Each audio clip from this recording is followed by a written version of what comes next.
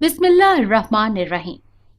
अस्सलामुअलैकुम नाजरीन, आज मैं आपके लिए एक सच्ची और खौफनाक कहानी लेकर आई हूँ। लेकिन इससे पहले कि मैं कहानी शुरू करूँ, जो लोग हमारे चैनल पर नए हैं उनसे गुजारिश है कि वो हमारे चैनल कहानी महल को सब्सक्राइब कर लें, ताकि आपको हमारी इस तरह की दिलचस्प कहानियां बर वक्त मिलती रहें। आज मैं बहुत खुश थी। एक माह बाद मेरी शादी थी। मैंने सुर्ख रंग का दुपट्टा अलमारी से निकाला और उसे देखकर खुश होने लगी। ये दुपट्टा मैंने निकाह के वक्त लेना था। मैं इसे सर पर लेकर झूमती हुई कभी सहन में फिर रही थी तो कभी छत पर जा रही थी। साथ ही में गुनगुना भी रही थी। अचानक सहन में लगे दरख्त के पत्तों में हलचल मचने लगी।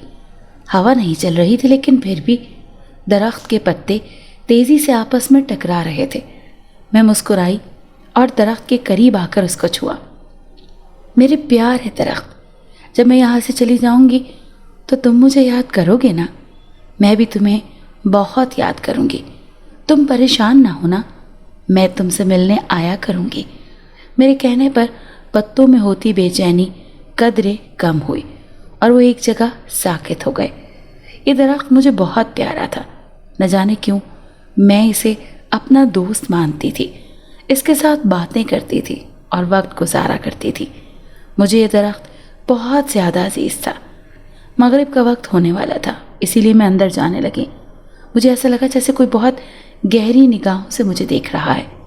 मैं ठिठक कर पलटी, लेकिन कोई नहीं था। मैंने सर झटका और अंदर चली गई। मेरा नाम वफ़ा है। मेरी उम्र 20 साल है। बीए के बाद मेरे घर वालों ने मेरी शादी का सोचा।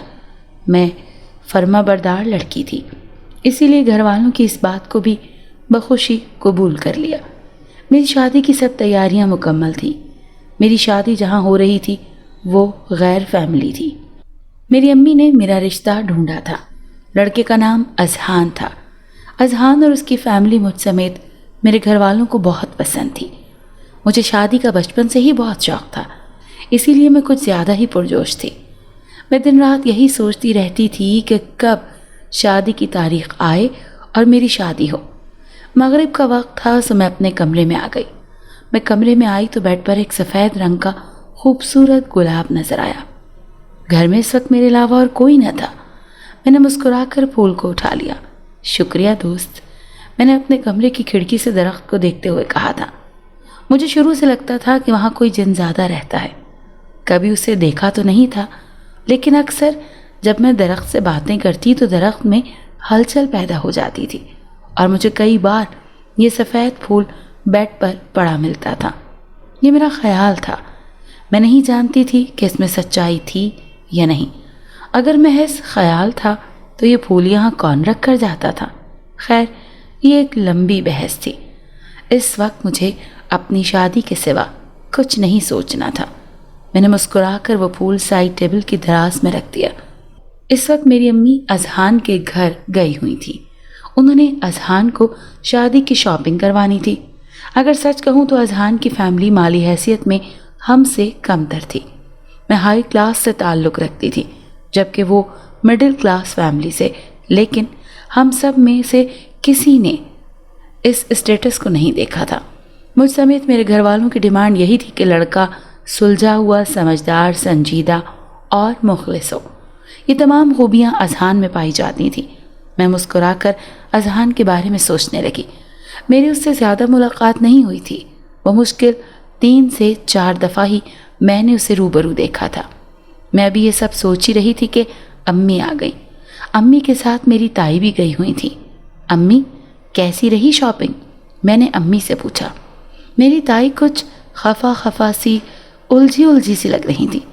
अम्मी और ताई को मैंने ठंडा शरबत पिलाया और अम्मी से पूछा, बहुत अच्छी रही बेटा। मैंने 2 लाख की शॉपिंग करवाई है अजहान को। इसमें उसके कपड़े और दीगर चीज़ें ली हैं। बाकी मैंने तुम्हारी सास को कहा था कि वीकेंड पर रख लेंगे। वैसे तो शादी की तैयारियां मुकम्मल हो गई हैं, लेकिन मैं तुम्हें ज़्यादा से ज़्यादा चीज़ें दिलवाना चाहती हूँ और ये चाहती हूँ कि तुम्हें और अजहान को कोई कमी ना हो। अम्मी शरबत पीते हुए बताने लगी, अच्छा अम्मी, जैसा आप चाहें। ताई, आपको क्या हुआ है? थका दिया क्या शॉपिंग ने? मैंने ताई को चेहरे को देखते हुए कहा, जिस पर एक रंग आ रहा था और दूसरा जा रहा था। वो कुछ नाखुश सी मालूम हो रही थी। वफा, बुरा ना मानना, लेकिन भाभी मैं आपको फिर से कह रही हूँ, मुझे अजहान समेत उसका ख़ानदान अच्छा नहीं लगा। मेरी छठी हिस्स कोई और ही सिग्नल दे रही है। भला अजहान की डिमांड देखी थी आपने? कैसे मुंह फाड़ कर उसने कहा कि मैं डिज़ाइनर की ड्रेसेस के अलावा कोई और ड्रेसेस नहीं लूँगा। क्या तुम यकीन करोगी वफा, 1.5 लाख में सिर्फ उसके 5 कपड़े आए हैं। 10-10 हज़ार के 2 जूते लिए उसने और 30,000 रुपये की एक घड़ी ली। तुम बताओ मुझे, ये सब कुछ अजीब नहीं है? मुझे तो उसकी फैमिली बहुत लालची लग रही थी। तुम्हारी सास ने ज़रा नहीं कहा कि रहने दें, शॉपिंग हो चुकी है, फिर दोबारा क्यों करनी?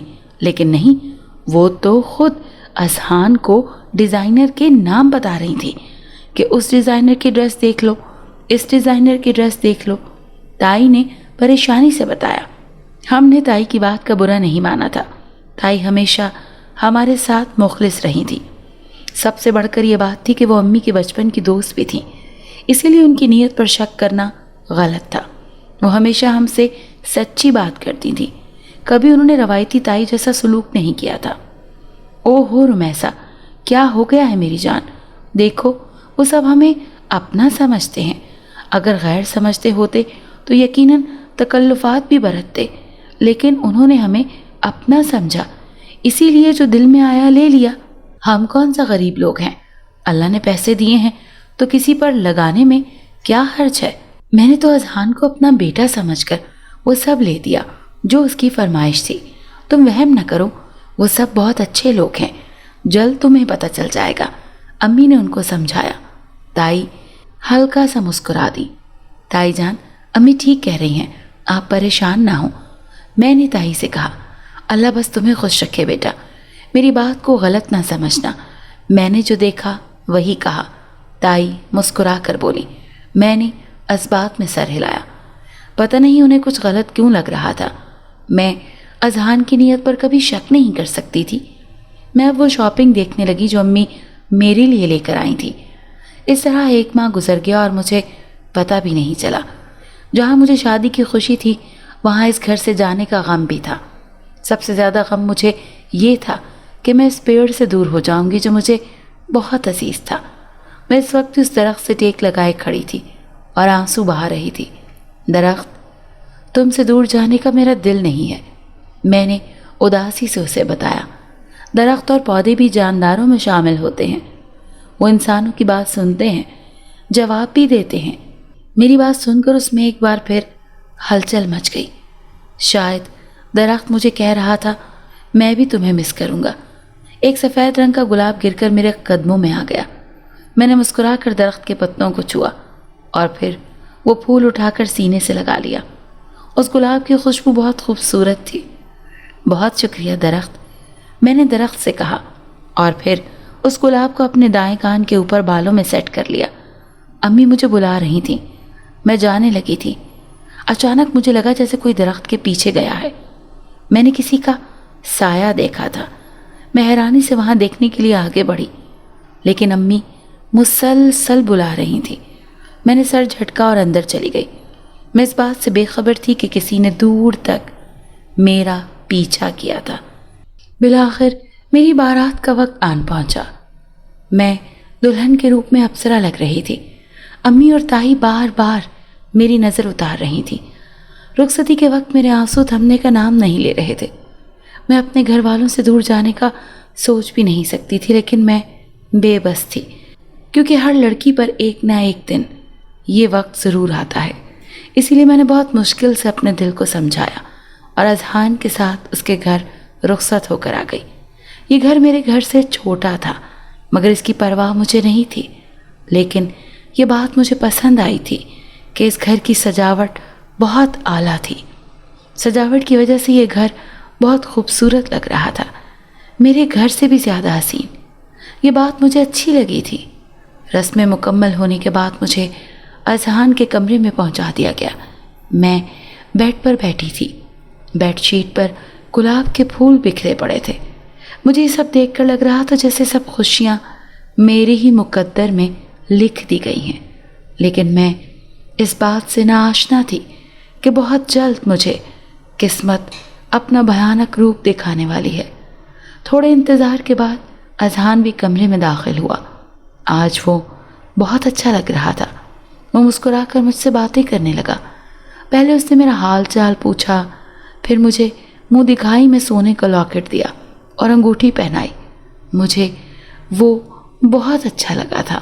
میری زندگی میں خوش آمدید وفا، میں تمہاری زندگی کو اپنی محبت کے حسین رنگوں سے بھر دوں گا، تم خود پر رشک کرو گی۔ اذہان کی منموہنی باتوں نے میرے دل کے تار ہلا دیے تھے۔ پہلی ہی رات میں اس کے عشق میں گرفتار ہو چکی تھی۔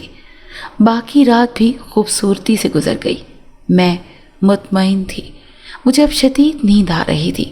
اذہان تو سو چکے تھے، اسی لیے میں نے بھی سونے کا فیصلہ کیا۔ جیسے ہی میں گہری نیند میں سوئی، میرے خواب میں مجھے ایک عجیب سا مرد نظر آیا۔ حیرت کی بات یہ تھی کہ وہ مرد اسی درخت پر بیٹھا تھا جس سے میں بے پناہ محبت کرتی تھی۔ نیند میں بھی میرے چہرے پر مسکراہٹ دوڑ گئی۔ شاید یہ وہی جنزادہ تھا جو مجھے سفید گلاب دیا کرتا تھا۔ مجھے جنات کی موجودگی پر 100% یقین تھا، اسی لیے یہ بات میرے لیے کوئی انوکھی نہ تھی۔ میری جگہ کوئی اور ہوتی تو شاید ایسی بات کبھی نہ سوچتی۔ اگر کسی کو پتہ چل جاتا کہ میں اس درخت پر جنات کی موجودگی کو محسوس کرتی ہوں تو مجھے دیوانہ کہا جاتا۔ یہ سب سمجھتے میں پاگل ہو چکی ہوں، اسی لیے میں نے کسی کو بھی کچھ نہیں بتایا۔ اگلے دن میرا ولیمہ تھا۔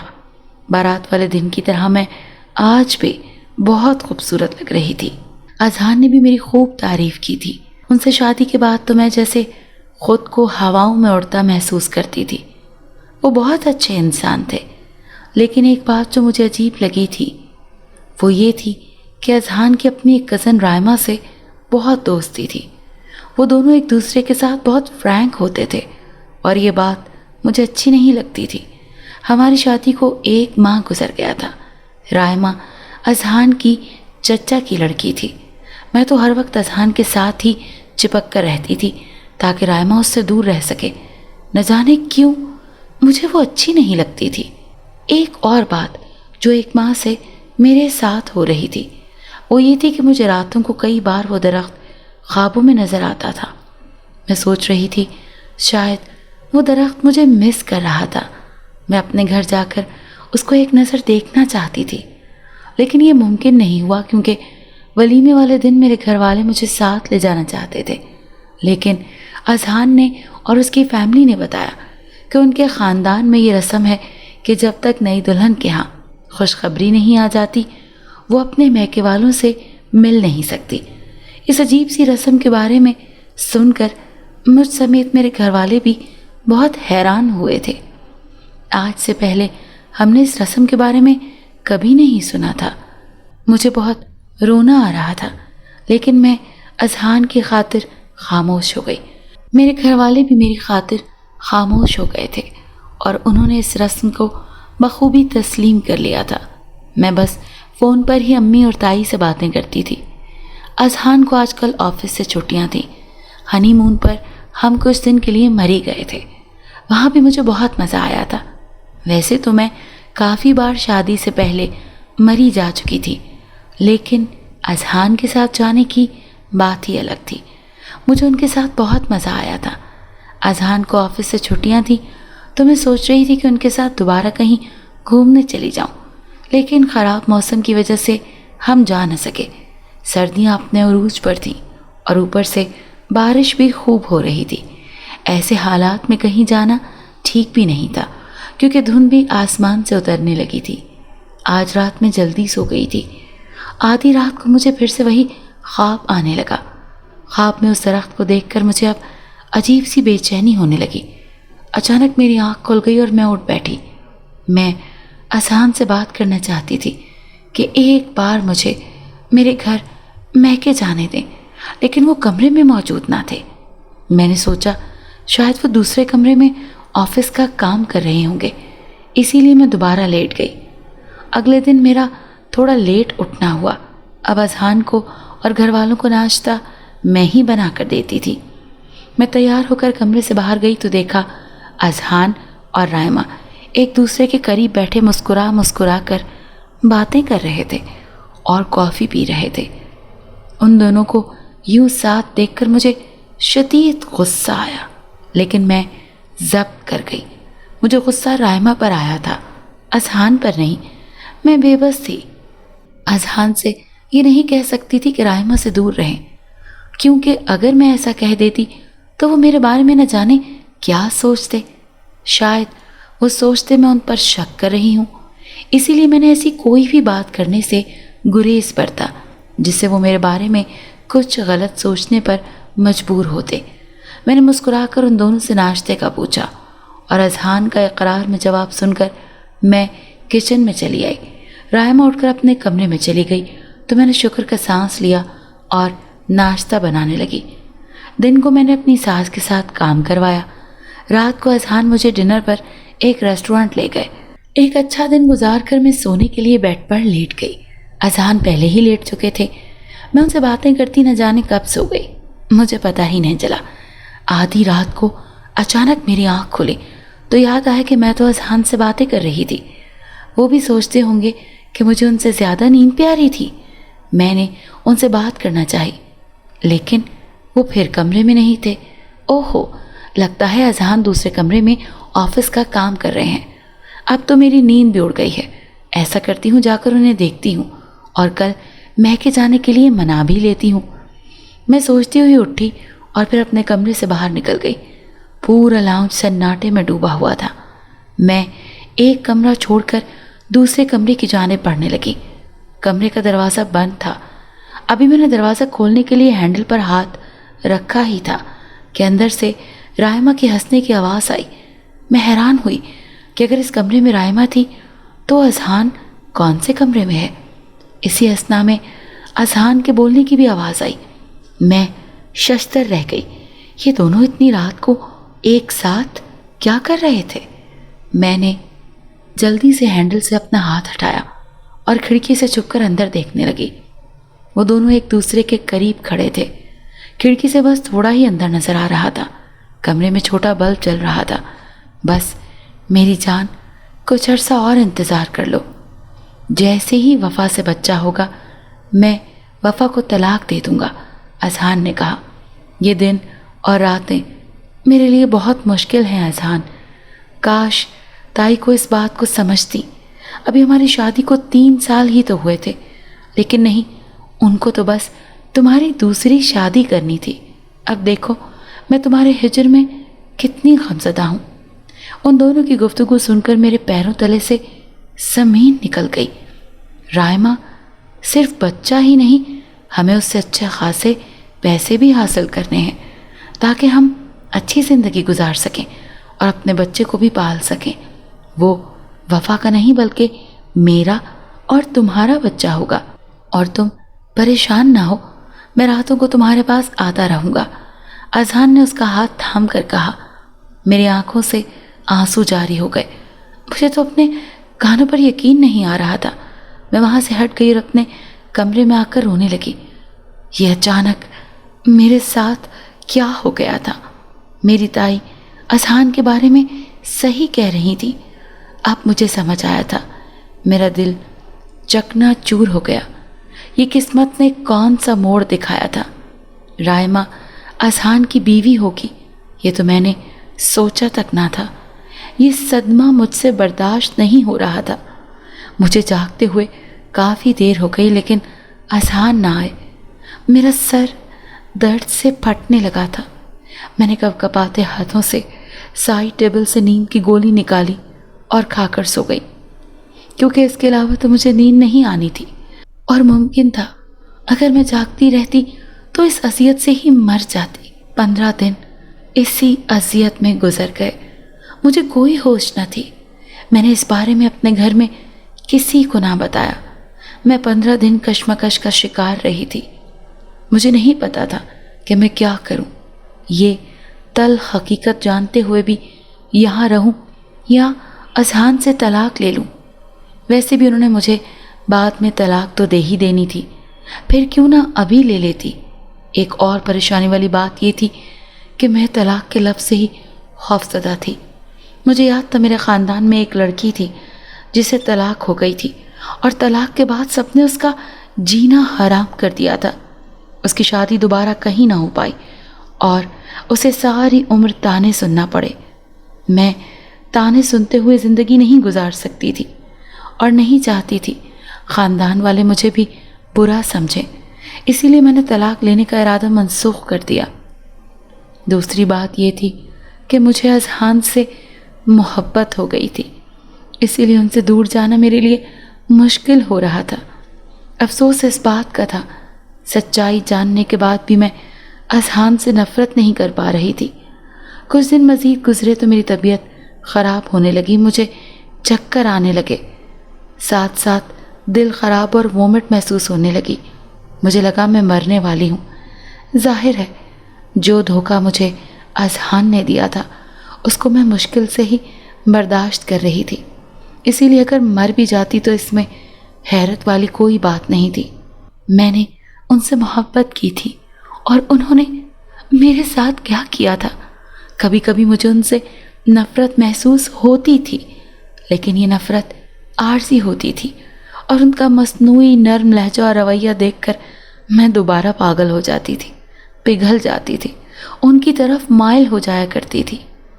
طبیعت ٹھیک نہ ہوئی تو اذہان مجھے ڈاکٹر کے پاس لے گئے۔ ڈاکٹر نے مجھ پر انکشاف کیا کہ میں ماں بننے والی ہوں۔ یہ خبر سن کر مجھے خوش ہونا چاہیے تھا، مگر جو میرے ساتھ ہوا تھا اسے سننے کے بعد میرا دل مزید ٹوٹ گیا۔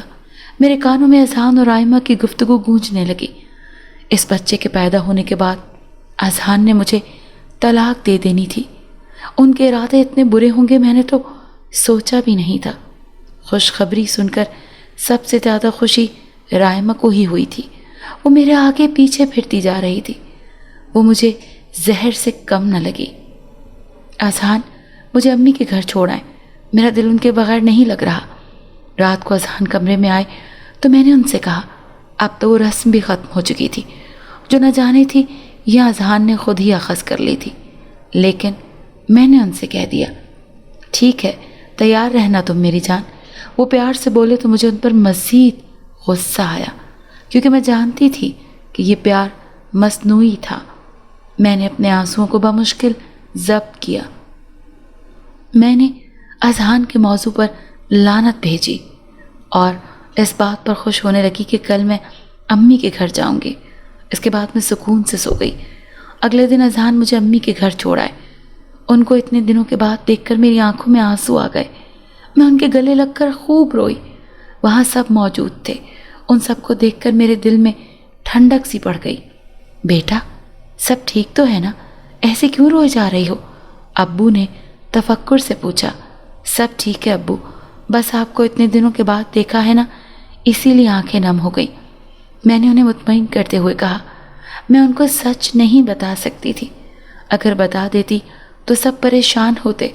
میں اپنے گھر والوں کو اذہان جیسے دھوکے باز انسان کی وجہ سے صدمہ نہیں دینا چاہتی تھی۔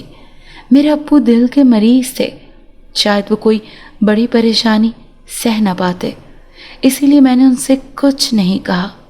میں نے اللہ سے دعا مانگی کہ مجھے اتنی ہمت عطا کریں کہ میں اپنے لیے خود کھڑی ہو سکوں، میں خود اس مشکل حالات میں اپنے لیے لڑ سکوں۔ میں اپنے کمرے میں آ کر سوچنے لگی، مجھے کیا کرنا چاہیے، کس طرح اذہان کو مزہ چکھانا چاہیے۔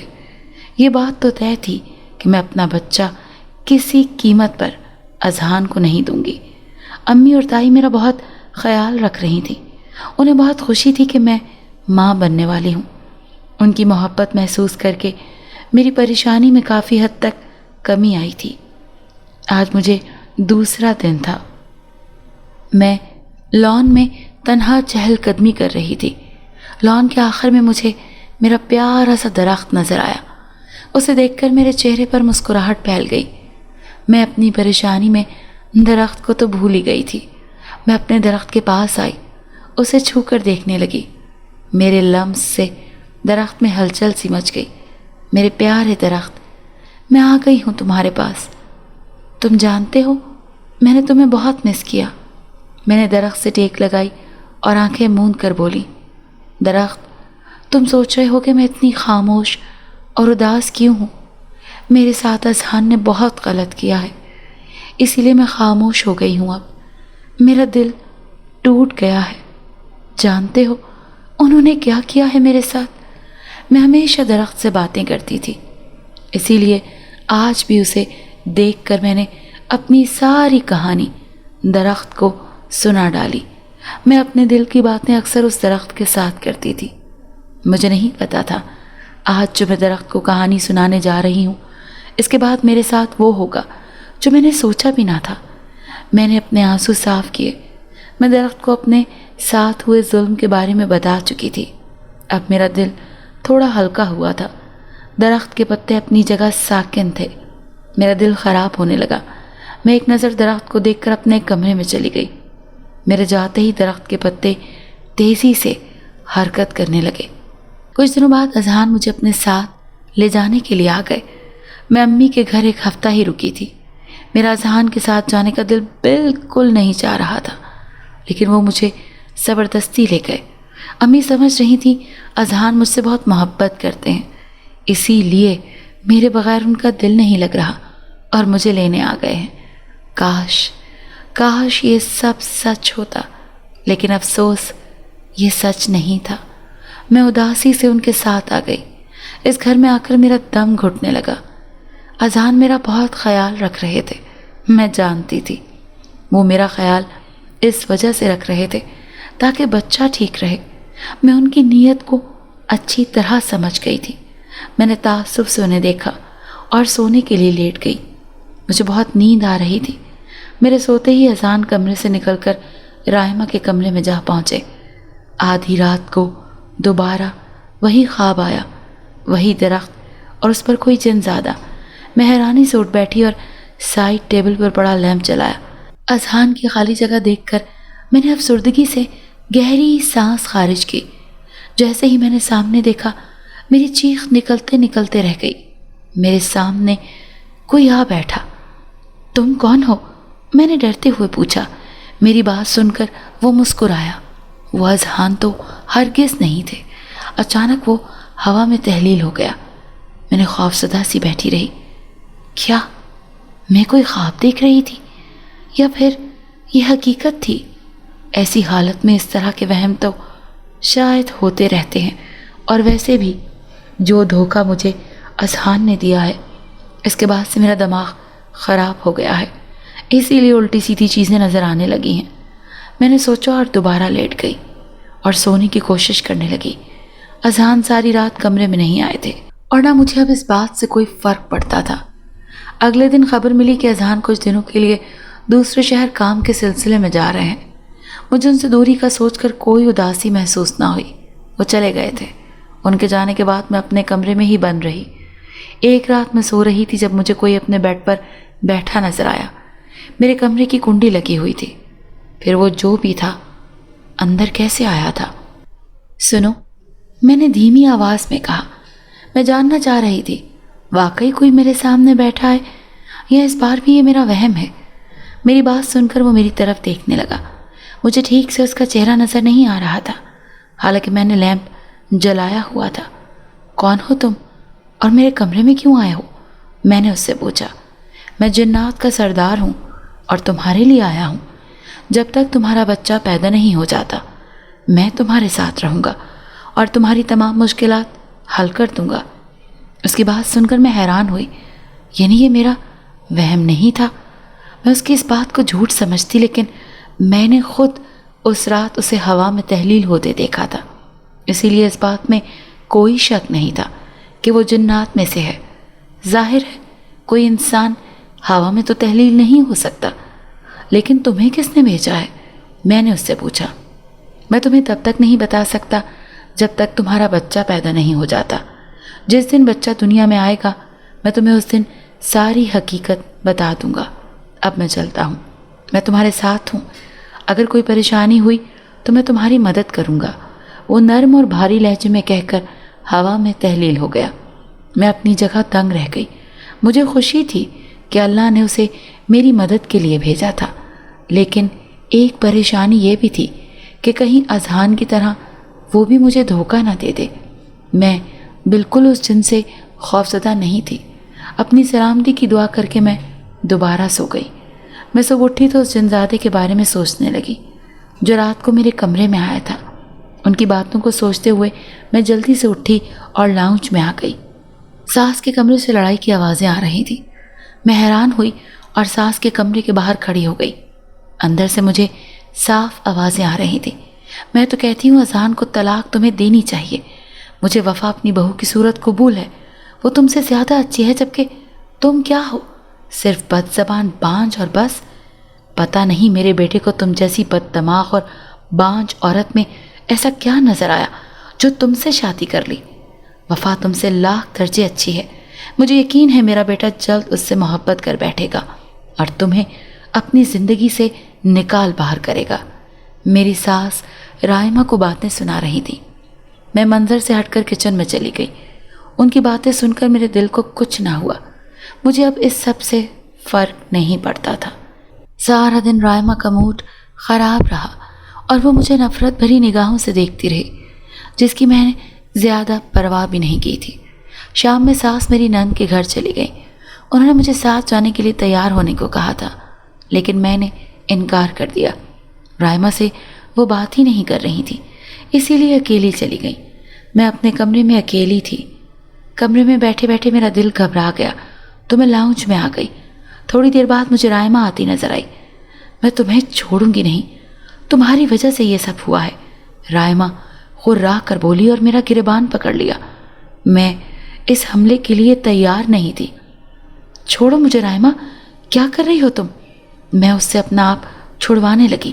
اس نے ایک زوردار تھپڑ میرے بائیں گال پر رسید کیا۔ میں زمین پر بری طرح گرتی اگر مجھے وہ جن تھام نہ لیتا۔ میں تمہیں اور تمہارے بچے کو ختم کر دوں گی، تم دونوں ہی فساد کی جڑ ہو، وہ مزید چیختے ہوئے بولی۔ اس کے اس روپ پر میں حیران رہ گئی۔ وہ جنزادہ بھی اس کی حرکت پر طیش میں آ گیا۔ میرے وجود کو ایک جھٹکا لگا، یعنی وہ میرے وجود میں آ گیا۔ میرے اندر بہت طاقت آ گئی۔ اس بار رائمہ مجھے مارنے کے لیے آئی تو میں نے پوری قوت سے اسے دھکا دیا۔ وہ دور جا گری اور درد سے کراہنے لگی۔ میں نے اسے بالوں سے پکڑا اور اس کے کمرے میں پھینک کر باہر سے کنڈی لگا دی۔ اب وہ چیخ رہی تھی، لیکن میں اپنے کمرے میں آ گئی اور دروازہ بند کر دیا۔ ساتھ ہی وہ جنزادہ میرے جسم سے نکل گیا۔ تم ٹھیک تو ہو نا؟ جنزادے نے میرا ہاتھ پکڑتے ہوئے پوچھا۔ وہ کسی انسان کے روپ میں آیا تھا۔ میں بے اختیار اس کے سینے سے جا لگی، پھوٹ پھوٹ کر رونے لگی۔ مجھے نہیں پتا تھا مجھے کیا ہوا ہے۔ روتے روتے میں بے ہوش ہو گئی۔ جب آنکھ کھلی تو خود کو اپنے بستر پر پایا۔ کافی وقت گزر چکا تھا۔ میں جنزادے کی مدد کا سوچ کر مسکرانے لگی۔ میں اپنے کمرے کی کنڈی کھول دی کیونکہ ساس آنے والی تھی۔ جیسے ہی ساس گھر میں داخل ہوئی میں نے انہیں بتایا کہ رائمہ کو پتہ نہیں کیا ہو گیا تھا، وہ مجھے مارنا چاہتی تھی۔ میری بات سن کر وہ طیش میں رائمہ کے کمرے میں گئی اور اس سے اچھا خاصا مزہ چکھایا۔ میرے دل میں ٹھنڈ سی پڑ گئی تھی۔ میں یہ جاننا چاہتی تھی کہ وہ جنزادہ میری مدد کیوں کرنے آیا تھا، لیکن اس نے کہا تھا وہ مجھے یہ سب تب بتائے گا جب میرا بچہ پیدا ہو جائے گا۔ خیر انتظار کرنے کے سوا میرے پاس اور کوئی چارہ نہیں تھا، سو میں انتظار کرنے لگی۔ جب اذہان کو اس واقعے کی خبر ملی تو انہوں نے مجھ سے جھوٹ کہا کہ کبھی کبھی رائمہ کو دورے پڑتے ہیں کیونکہ اس کے ماں باپ کی وفات کا اس کو سخت صدمہ لگا ہوا ہے، اسی لیے تمہیں اس کے رویے پر حیران یا پریشان ہونے کی ضرورت نہیں۔ میں ان کی بات سن کر استہزائیہ ہنستی۔ وہ مجھے پاگل بنانا چاہتے تھے، لیکن میں نہ بنی۔ یوں ہی وقت گزرتا گیا اور میری پریگننسی کو 7 ماہ گزر گئے۔ بچہ پیدا ہونے میں اب صرف 2 ماہ باقی تھے۔ اذہان کا رویہ اچھا ہوتا جا رہا تھا، لیکن وہ راتوں کو اٹھ کر رائمہ کے پاس ضرور جاتے تھے۔ وہ رائمہ سے بہت محبت کرتے تھے۔ اس دن کے بعد سے رائمہ نے مجھے تنگ نہ کیا، البتہ وہ مجھے زہریلی نگاہوں سے ضرور دیکھتی تھی۔ وہ جنزادہ بھی ہر وقت میرے ساتھ رہتا تھا۔ وہ میری بہت مدد کرتا تھا۔ اس نے مجھے اپنا نام غفار بتایا تھا۔ میں اس کی اس مہربانی پر اس کی شکر گزار رہتی تھی۔ بالآخر وہ دن بھی آ گیا جب میں نے ایک پیارے سے بچے کو جنم دیا تھا۔ لیبر روم میں اذہان تو میرے ساتھ نہ تھے، لیکن وہ جنزادہ ضرور وہاں تھا۔ وہ مجھے حوصلہ دے رہا تھا۔ اس کی وجہ سے مجھے اکیلے پن کا احساس نہ ہوا۔ میری امی اور تائی سب باہر انتظار کر رہے تھے۔ میں نے اپنے بچے کا نام ضامن رکھا تھا، جس پر کسی کو کوئی اعتراض نہ ہوا۔ امی مجھے کچھ دنوں کے لیے اپنے ساتھ لے جانا چاہتی تھی، لیکن اذہان نے جانے نہ دیا۔ میں اداسی سے گھر آ گئی۔ میں اپنے بچے کو دیکھ کر بہت خوش ہو رہی تھی، اور اس جنزادے نے بھی میرے بچے کو اپنی گود میں اٹھا لیا۔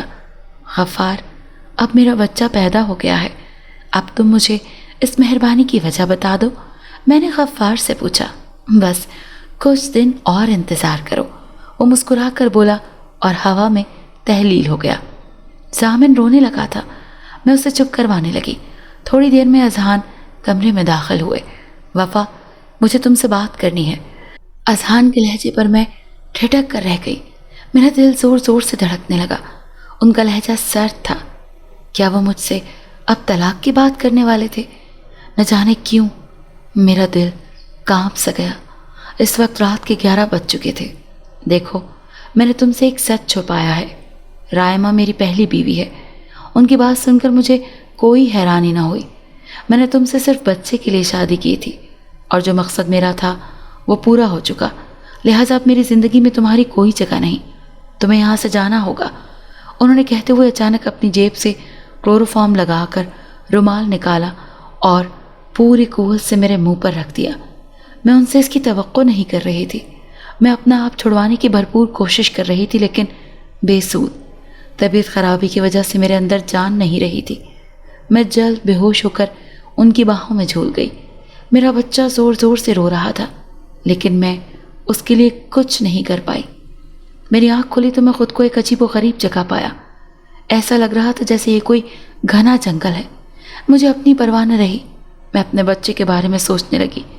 میں نے نہیں سوچا تھا کہ میرے ساتھ ایسا ہو جائے گا۔ میں جنزادے کو آوازیں دینے لگی، لیکن وہ نہیں آیا۔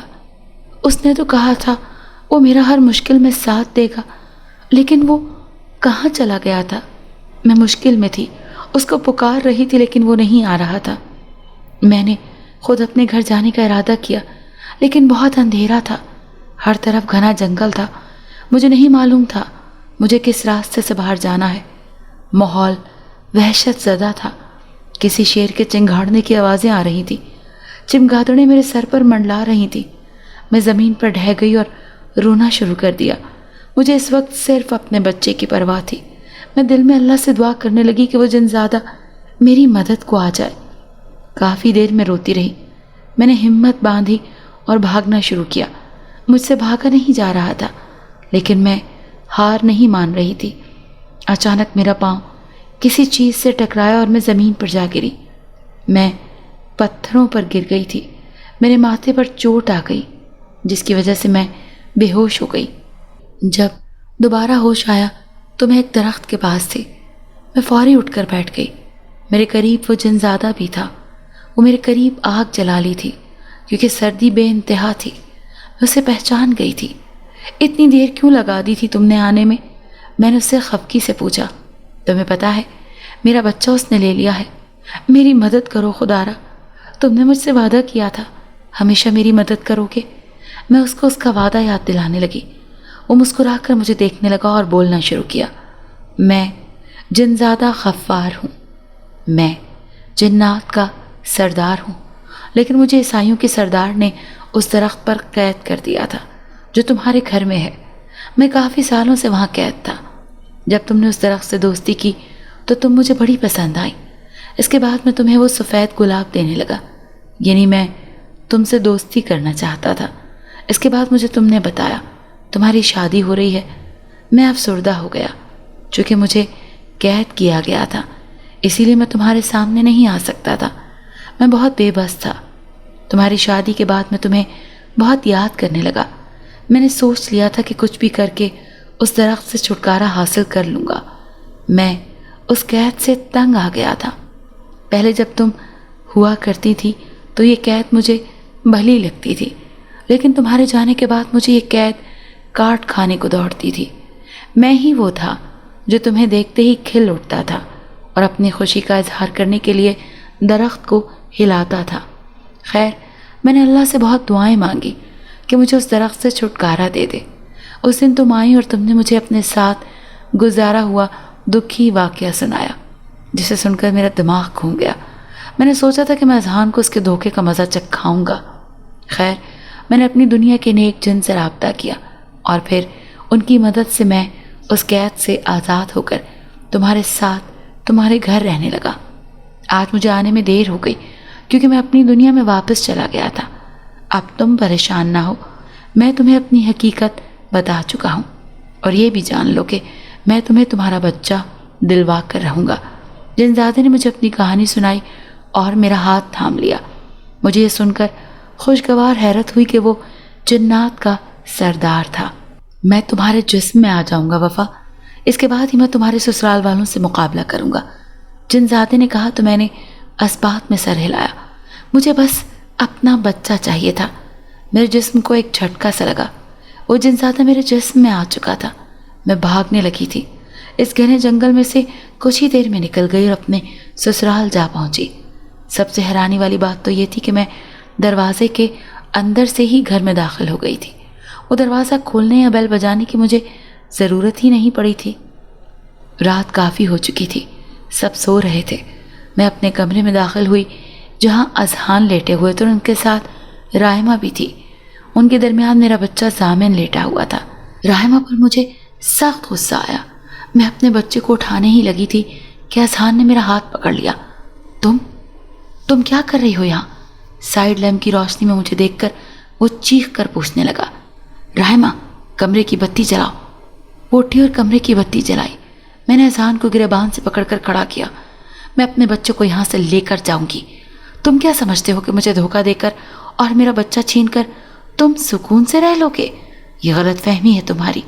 میں اپنا بچہ واپس لے کر ہی جاؤں گی، ساتھ ہی تمہیں دھوکے کا مزہ بھی دلواؤں گی، تاکہ تم اگلی بار کسی کی بیٹی کو دھوکہ دیتے ہوئے 100 بار سوچو۔ میں نے تیش میں آتے ہوئے اس کے چہرے پر تھپڑ مارنا شروع کر دیے۔ پیچھے ہٹو پاگل عورت، رائمہ نے چیخ کر کہتے ہوئے مجھے اذہان سے دور ہٹایا تو میں نے اس کو ایک زوردار تھپڑ دے مارا۔ اس کا سر بیڈ کی نکڑ سے ٹکرایا اور وہ بے ہوش ہو گئی۔ رائمہ، اسے دیکھ کر اذہان چلایا۔ وہ بفرے ہوئے شیر کی طرح میری طرف آیا اور مجھے بالوں سے پکڑ لیا۔ اگر اسے کچھ ہوا تو میں تمہیں چھوڑوں گا نہیں۔ تم میرے اور رائمہ کے بچوں کو یہاں سے نہیں لے جا سکتی۔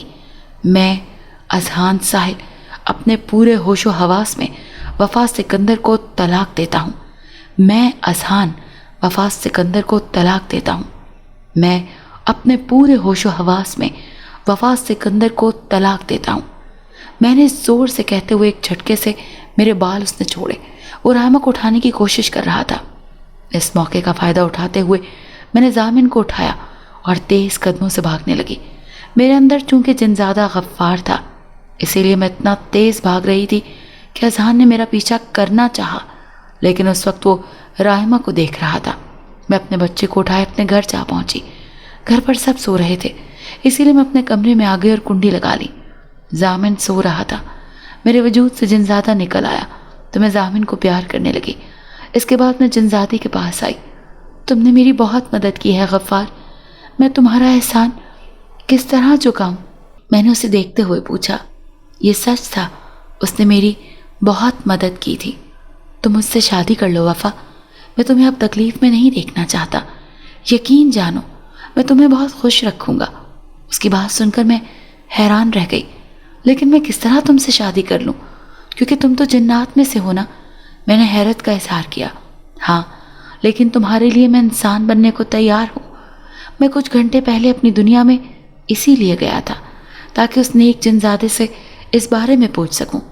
اس نے کہا میں انسان بن سکتا ہوں، مجھے بس تمہارے جواب کا انتظار ہے۔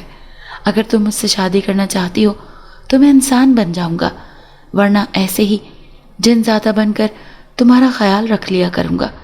جنزادے کی بات سن کر میں سوچ میں پڑ گئی۔ میں اس کے احسانات یاد کرنے لگی جو اس نے مجھ پر کیے تھے۔ انکار کرنا مجھے اچھا نہیں لگا، اسی لیے میں نے اس سے شادی کی حامی بھر لی۔ وہ بہت خوش ہوا۔ اس نے اپنا ہاتھ کھولا تو اس میں وہی سفید گلاب تھا۔ اس نے یہ گلاب میرے بالوں پر لگا دیا۔ میں مسکرا دی۔ اگلے دن میں نے اپنے گھر والوں کو اذہان کی ساری سچائی بتا دی۔ میرے ابو تیش میں آ گئے، اذہان کو جیل بھجوا دیا۔ یہ خبر بھی مجھے ملی کہ رحمہ کو سر پر چوٹ لگنے کی وجہ سے اب سچ میں دورے پڑنے لگے تھے۔ مجھے اس بات کی بہت خوشی ہوئی کہ دھوکہ دینے والوں کا برا انجام ہوا۔ ہمیں کبھی کسی کو دھوکہ نہیں دینا چاہیے، کیونکہ اس کا انجام کبھی بھی خوبصورت نہیں ہوتا۔ بیٹا، اپنی شادی کے بارے میں کیا سوچا ہے تم نے؟ امی نے مجھ سے پوچھا۔ وہ میرے لیے بہت پریشان تھی۔ ایک بات پر میں مطمئن تھی کہ خاندان میں کسی نے مجھے طلاق کے طعنے نہیں دیے تھے، بلکہ میرا بڑا خیال رکھا تھا اور اس بات پر داد دی تھی کہ میں اذہان سے اپنے بچے کے لیے لڑی تھی۔ میں نے اللہ کا شکر ادا کیا تھا۔ میں نے امی کو شادی کا کوئی واضح جواب نہ دیا۔ رات کو جنزادہ آیا تو میں نے اس سے یہ بات ڈسکس کی۔ میں سب سنبھال لوں گا وفا، جس دن ہماری شادی ہوگی میں اسی دن انسان بن کر آؤں گا۔ بس تم اپنی اور میری شادی کی تیاریاں کرو۔ جنزادی کی بات سن کر میں مسکرا دی۔ مجھے معلوم تھا وہ سب سنبھال لے گا۔ مجھے اس کی بات پر 100% یقین تھا۔ کچھ دنوں میں وہ میرے گھر رشتہ لینے آ گیا۔ میں ڈر رہی تھی کہ ابو انکار نہ کر دیں۔ جنزادہ غفار اپنے جنات ماں باپ کو بھی انسان کے روپ میں لے کر آیا تھا۔ ان سے ابو اتنے متاثر ہوئے تھے کہ میرے رشتے کے لیے حامی بھر لی۔ میں بہت خوش تھی۔ اس طرح کچھ ماہ کے اندر اندر میری شادی کر دی گئی۔ غفار کے ماں باپ اپنی دنیا میں چلے گئے تھے، کیونکہ وہ جنات جو تھے۔ ایک گھر میں صرف میں، میرا بچہ اور غفار رہ رہے تھے۔ ہم تینوں بہت خوش تھے، جبکہ اذہان اور رائمہ کے درمیان طلاق ہو چکی تھی۔ رائمہ نے صدمے سے خودکشی کر لی تھی، جبکہ اذہان کو بھی پاگل پن کے دورے پڑتے تھے۔ مجھے خوشی ہوئی تھی کہ دھوکے باز لوگوں کا برا انجام ہوا۔ اگر آپ کو یہ کہانی اچھی لگی ہے تو اسے لائک کیجیے اور ہمارے چینل کہانی محل کو سبسکرائب کیجیے۔ اور ہاں، اگر آپ کے کسی دوست، رشتہ دار یا بہن کے ساتھ خدا نخواستہ اس طرح کا کوئی بھی واقعہ پیش آیا ہے تو ہمیں کامنٹ سیکشن میں اس کے بارے میں ضرور بتائیے۔